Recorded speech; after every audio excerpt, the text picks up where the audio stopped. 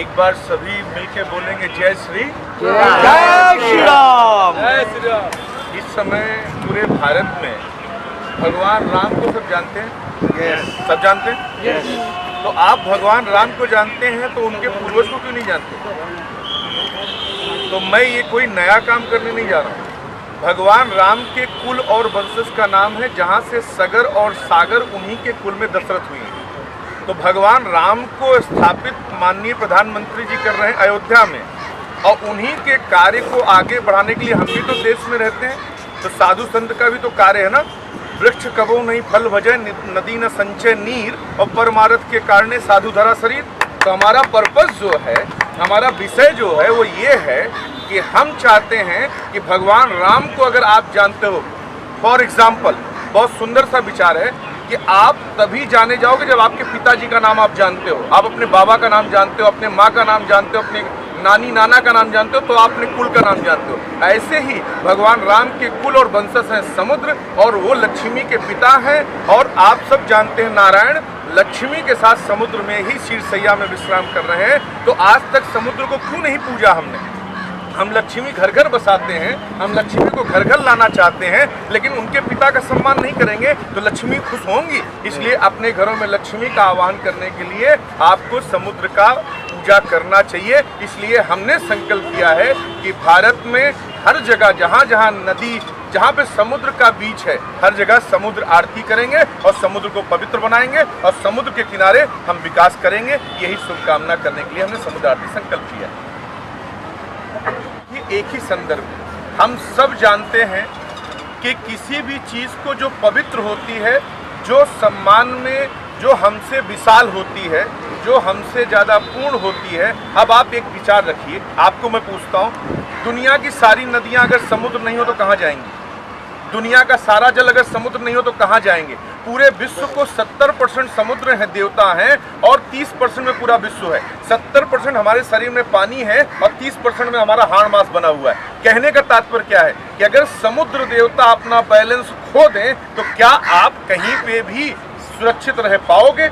आप मुंबई के कितने प्रकार के लोग रहते हैं, कोई ब्राह्मण कहता है, कोई क्षत्रिय कहता है, कोई वैश्य कहता है, कोई शूद्र कहता है, कोई मुस्लिम कहता है, कोई सिख कहता है, लेकिन सबके नदियों के जल, सबके बाथरूम के जल कहाँ जाके मिल रहे हैं? अगर समुद्र देवता बोले हम तुम्हारा नहीं लेते, तुम अपना अपने सेंटर खुद बनाओ, फिर क्या होगा तुम्हारा? इसलिए इतने सहनशील समुद्र देवता, जिन्होंने सारा जल, सारा प्रवृत्ति अपने ऊपर ले रखी है, ऐसे समुद्र देवता को भगवान राम ने रामेश्वरम में पूजा, उसके किनारे बैठ के रामेश्वरम बसाया। जब पुल बांधने जा रहे थे भगवान राम ने स्वयं पूजा। उनकी पूजा करना हमारा कर्तव्य है और सनातन ये कहता है। इसीलिए हमने नियम बनाया है कि जब पूर्ण चांद होता है, पूर्णिमा की रात में समुद्र में अजीब लहरें होती हैं, इतनी दूर से भी कनेक्शन होता है। इसलिए हर पूर्णिमा को हम यहीं जहाँ पे आप हमारा इंटरव्यू कर रहे हैं, इसी जगह पे समुद्र आरती करेंगे। इस विषय को पूर्ण करने के लिए हमारे साथ आप देख ही रहे हैं, हमारे दाहिने अंग में सुधा ठाकरे जी बैठी हैं, परिवार हैं, उनके बगल में रीना जी बैठी हैं, रीना पासी जी, और उसके हमारे बाएं साइड सुभाष पासी जी बैठे हैं। अभी ये आपको जरूर दो दिख रहे हैं, लेकिन याद रखिए, जब परम आदरणीय अटल बिहारी वाजपेयी चले थे और जब उन्होंने राम मंदिर या जब उन्होंने बीजेपी बनाई थी, तब उन्होंने नहीं सोचा था। वही ध्यान रखिए कि अटल बिहारी वाजपेयी जी ने कहा था कि हम चलेंगे, शुरू करेंगे, पंडित दीनदयाल उपाध्याय जी मिले। उसी के बाद ऐसे ही जीवन में हर कार्य को शुरू करते हैं। आज पूरे देश में राम को बताने की जरूरत नहीं है, हर गली में राम है, हर जगह राम है, और राम के कुल का पूजने का हमने संकल्प किया है। जिसका नियम आपने गंगा आरती देखी है, आपने गोदावरी आरती देखी है, आपने कावेरी आरती देखी है, उससे भी भव्यता से, उससे भी सुंदर हम समुद्र आरती करेंगे। यही हमारा संकल्प है। सर, केवल एक ही दिन होगी कि इसको हर साल मनाया जाए? नहीं, एवरी मंथ, हम हर साल नहीं, हर महीने में एक पूर्णिमा आती है, हर एक दिन चांद पूरा होता है। हमें नहीं मालूम, यहाँ बहुत सारे लोग हैं, लेकिन किसी से पूछा जाए कि चांद छोटा बड़ा क्यों होता है तो आप सबको नहीं पता होगा। लेकिन बस चांद बड़ा होता छोटा इतना। लेकिन जब आप कभी समुद्र आरती में आएंगे तो आपको पता लगेगा चांद इतनी दूर है लेकिन समुद्र को इफेक्ट करता है। यही हमारा साइंस है और यही मेरे भारत का सनातन है। हम आपके पास ये कहने आए हैं कि जितने भारत में सनातनी हैं हम सबको आह्वान करते हैं कि आइए समुद्र आरती करेंगे। आपने नदियों को खूब कर लिया, अब विश्व को एक करेंगे, विश्व में राम राज्य लाएंगे, विश्व में राम स्थापित करेंगे और विश्व में सनातन स्थापित करेंगे। ये समुद्र आरती से हम संकल्प करते हैं और हर महीने एक पूर्णिमा आती है, हर पूर्णिमा को करेंगे और भगवान ने इस लायक बनाया तो एवरी डे करेंगे, यही करेंगे और यहीं बैठ के करेंगे हर घाट में। स्मिता जी, आप इस संस्था से जुड़ी हैं तो आप क्या कहना चाहेंगी? समुद्र आरती का आपने भी भाग उठाया है। पहले तो आप सबको नमस्कार और इतना खूबसूरत कार्य परम पूज्य आदरणीय महाराज जी ने शुरू किया है, तो हम तो बहुत एक छोटा सा सहयोग देना चाहेंगे कि ये उनकी संकल्पना है। उन्होंने किनारे समुद्र आरती करेंगे और समुद्र के बारे में शायद हम सभी को इतना पता नहीं था और हम उसको समुद्र देवता कहते तो थे, पर समुद्र के बारे में हमने हमेशा भगवान जी को हर कोई अलग अलग भगवान जी को मानता है और समुद्र देवता ये बहुत बड़े देवता हैं जिनको हमने कभी पूछा नहीं है, जिनकी आरती कभी की नहीं है। तो ये संकल्पना हमारे जीवन से हमको मिली है, आप सबको मिली है और ये कार्य जो होने जा रहा है उसमें हमने तो हम सब सहयोग तो दे ही रहे पर आप सभी को सहयोग देना उचित रहेगा, क्योंकि जैसे उन्होंने कहा कि लक्ष्मी है तो अगर हम लक्ष्मी चाहते हैं, हर कोई चाहता है कि हमारे घर में लक्ष्मी आ जाए, तो इनको अगर पूछेंगे तो ये हमको आशीर्वाद मिलेगा और हमारे घर में अपने आप लक्ष्मी और नारायण जी की कृपा होगी। महाआरती की जो संकल्पना है वो हमारे परम जो आदरणीय बाला साहब ठाकरे जी जो हमारे ससुर है उन्होंने शुरू की थी और जब इन्होंने ये संकल्पना हमसे डिस्कस की हमने कहा कि हमारा तो साथ देना बनता है और हमें बहुत बहुत खुशी होगी कि अगर हम इस योग्य आप समझें और हम आपको साथ दें।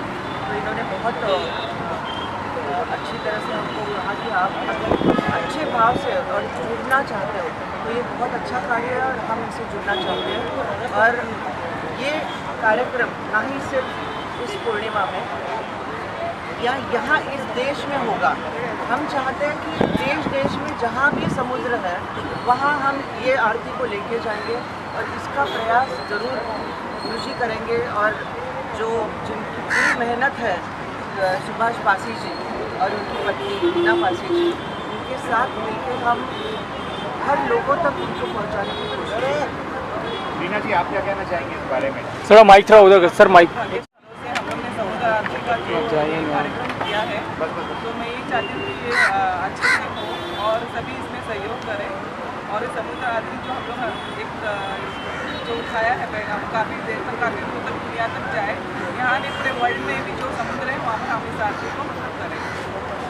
सुभाष जी, आप सर माइक आपस उस पर बहुत सी चीज़ें भगवान राम के विषय में, उनके पूर्वज के विषय में, सागर के विषय में, समुद्र के विषय में, जैसे इन्होंने बताया, गुरुजी ने बताया जालंधर किसके पुत्र थे, बिंदा उनकी पत्नी थी, जो बिंदा आज तुलसी जी के नाम से पूजी जाती हैं, बिना तुलसी के कोई भोग नहीं लगता है, उनकी भी उत्पत्ति इसी समुद्र से हुई है और राम के वंशज हैं।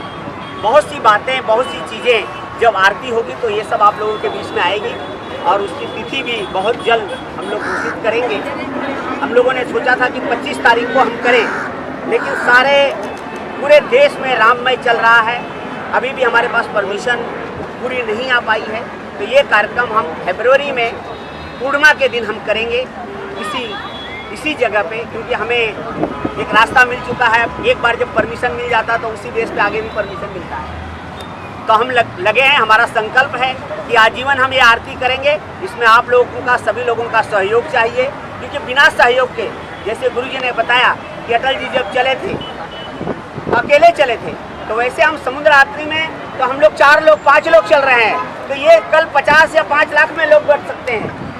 क्या बात है। और ये आरती का उद्देश्य खाली हमारा आरती करना नहीं है। जब यहाँ आरती होगी तो यहाँ टूरिज्म बढ़ेगा, लोग आएंगे, ये बीच की साफ सफाई हम चाहते हैं कि हमारा जुहू का बीच, मुंबई का बीच अदर कंट्रियों के बीच से अच्छा होके, साफ सफाई होके, सारी सुविधाएं मिले।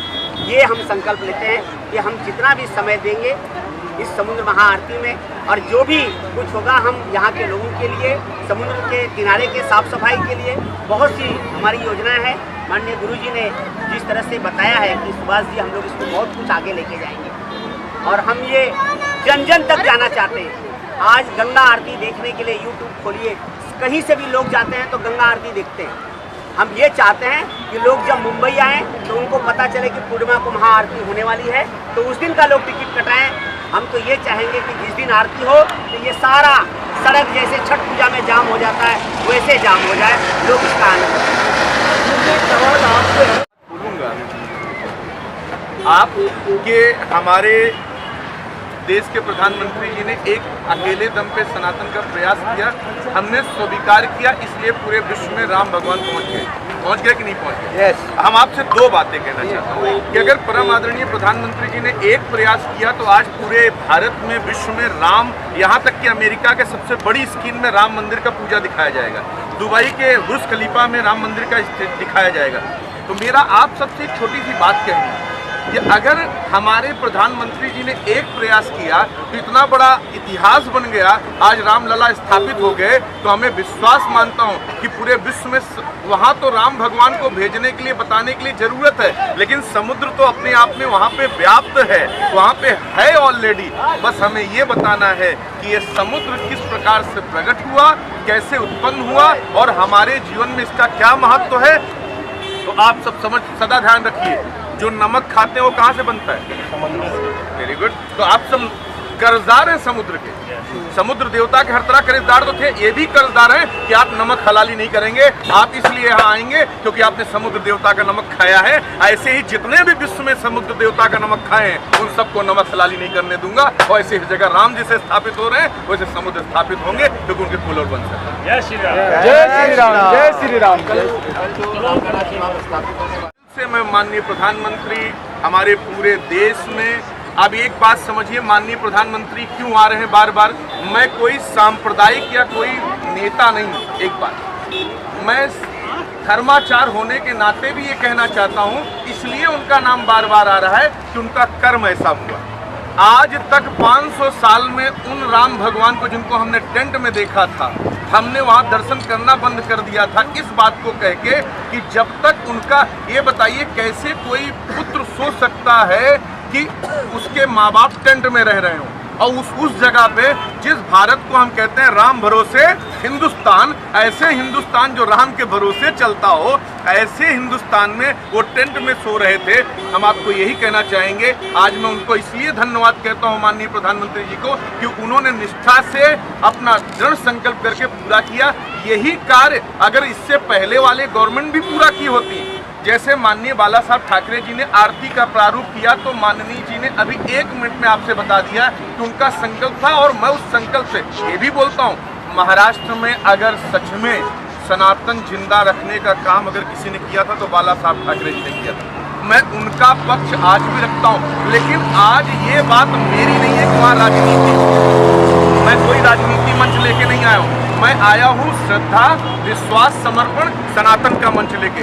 सनातन में जिसको यहाँ पे आना है, तो राम मंदिर जो बन रहा है वो सनातन बन रहा है, वहाँ पे किसी को निमंत्रण मिले ना मिले, किसी को बुलाया जाए ना बुलाया जाए, कोई आना चाहे उसका दरवाजा खुला है, क्योंकि राम सबके हैं, राम सबके होंगे, राम सबके रहेंगे, केवल प्रधानमंत्री जी के नहीं है। प्रधानमंत्री जी तो आज हैं, कल कोई दूसरा प्रधानमंत्री होगा, तब भी राम राम ही रहेंगे। राम भगवान को बदलने की क्षमता न किसी में है, ना होगी, ना वो कभी राजनीतिक थे और ना रहेंगे। राजनीति मुद्दा छोड़ के राम भगवान सदा हमारे हैं, हमारे थे, हमारे रहेंगे। और यही बात आपको कहता हूँ, आपके राम थे, आपके राम हैं, आपके राम रहेंगे। तो हम भी अयोध्या, यहाँ भी, अब अभी मैंने कहा ना, यहाँ से भी हम सब अयोध्या में ही हैं, क्योंकि जहाँ पे राम की बात होगी वहीं अयोध्या है और वहीं काशी है। तो रामचंद्र भगवान की, भारत माता की, भारत माता की, भारत माता की।